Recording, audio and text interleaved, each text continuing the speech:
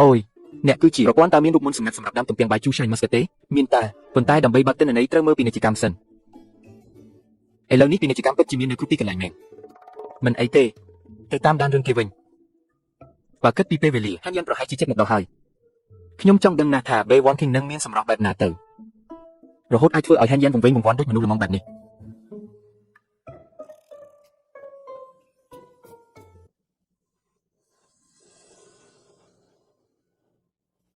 មនុស្សគួរឲ្យធុញនឹងមកតាមទៀតហើយអាយ៉ាខ្ញុំចូលចិត្តពេលដែលអ្នកមិនពេញចិត្តខ្ញុំតែធ្វើអ្វីខ្ញុំមិនបានឯងនេះពិតជាវាខ្ញុំមកបានហើយកុំឲ្យគេសើចចំអកឲ្យខ្ញុំមិនប្រកាន់ជាមួយអញទេហាអញស្មានថាខ្ញុំចង់ប្រកាន់ជាមួយអញណាស់មែនទេម្ចាស់កុំថាឡើយហែនមិនចង់វាអ្នកសូម្បីតែខ្ញុំក៏ជួនកាលចង់វាអ្នកដែរហាគ្រាន់តែប្រាប់មកថាខ្ញុំពូកែតាក់ទាញកំហឹងដែរទេ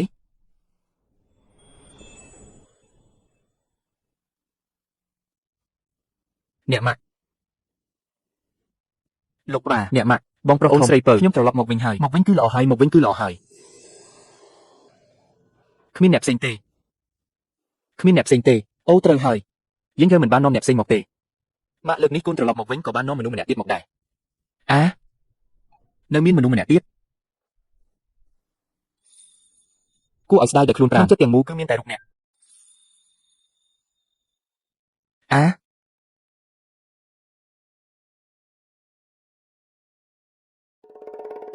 ស្មានតែជាស្អាតគ្មានពីណាទៅហានយ៉ាននេះពិតជាលងស្នេហ៍រហូតលែងមានថ្នាំមើលជាហើយនរណាកំពុងនិយាយបងយ៉ែនអូនមិនបានលឺនរណានិយាយទេឬមួយក៏ជាការភ័ន្តច្រឡំរបស់ខ្ញុំយ៉ែនតើកញ្ញាម្នាក់នេះជាអ្នកណាកុំឲ្យឈ្មោះ B1 King អីសូមទេវតាជួយផងខ្ញុំ B1 King សូមគោរពលោកម្ចាស់លោកស្រីជាបុត្រីអាគមហេសីកញ្ញាហានចប់ហើយទេវតាមិនបានឬពាក្យបន់ស្រន់របស់ខ្ញុំទេនៅក្នុងចិត្តរបស់គាត់នៅមានសម្លេងមួយទៀតឈ្មោះជាបេមើលទៅប្រហែលជាជាបេម្នាក់នោះហើយដឹងរឿងរ៉ាវនៅថ្ងៃអនាគតពិតជាពិភពលោកធំទូលាយមានរឿងចម្លែកគ្រប់បែបយ៉ាងមែនស្លាប់មិនខានទេសម្លេងក្នុងចិត្តរបស់អ្នកដើរសុទ្ធតែជាការពិតតាមរយៈសម្លេងក្នុងចិត្តរបស់គេខ្ញុំនឹងបងប្រុសទី2នឹងគ្មានលទ្ធផលល្អឡើយ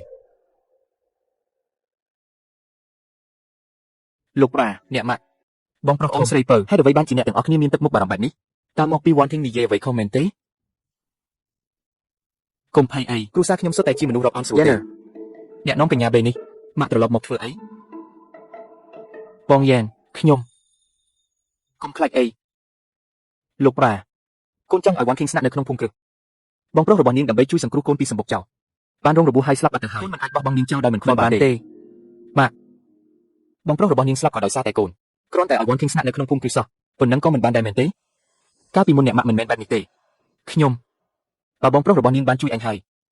ពួកយើងក៏មិនអាចធ្វើជាមនុស្សរមើលគុណបានដែរនៅតែបងធំដែលយល់ហេតុផលប៉ុន្តែដើម្បីសង្គមក៏មិនចាំបាច់ត្រូវឲ្យស្នាក់នៅក្នុងភូមិគ្រឹះដែរខ្ញុំអាចឲ្យមេផ្ទះទៅរកផ្ទះមួយកន្លែងទៀតនៅទីក្រុងនេះធ្វើបែបនេះកញ្ញាបេក៏អាចរស់នៅបានស្រួលជាងមុនដែរបងនិយាយត្រូវហើយខ្ញុំនឹងឲ្យមេផ្ទះទៅចាត់ចែងភ្លាមមិនអីទេបងយ៉ែនខ្ញុំមិនរស់នៅក្នុងភូមិគ្រឹះក៏មិនអីដែរធ្វើបែបនឹងមិនបានធ្វើមិននឹងអាចឲ្យអូនរស់នៅខាងក្រៅម្នាក់ឯងបានទៅបងប្រុសរបស់អូនត្រូវបាត់បង់ជីវិតក៏ដោយសារតែបងអូនកុំបារម្ភអីបងប្រកាសជានឹងការពារអូនឲ្យមានសុវត្ថិភាព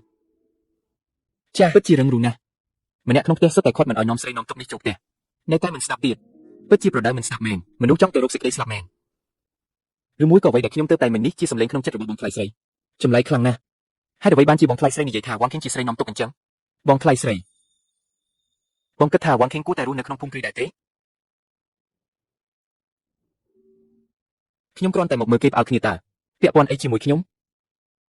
ហាអូយបើមិនមែនកំពុងមានផ្ទៃពូផងស្នាក់នៅក្នុងភូមិគ្រឹះខ្លាចតែគេសាច់ចំអកឲ្យទេ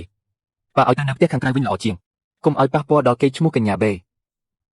ត្រូវហើយនេះគឺខ្លាចប៉ះពាល់ដល់គេឈ្មោះកញ្ញាបេនឹងឯងតាមពិតទៅខ្ញុំនឹង One King តាមពិតទៅខ្ញុំមានផ្ទៃពោះជាមួយបងយ៉ែនហើយត្រូវហើយតែប៉ុណ្្នឹងទេម៉ាក់នឹងវាអញឲ្យងាប់កូនមិនដឹងខ្យល់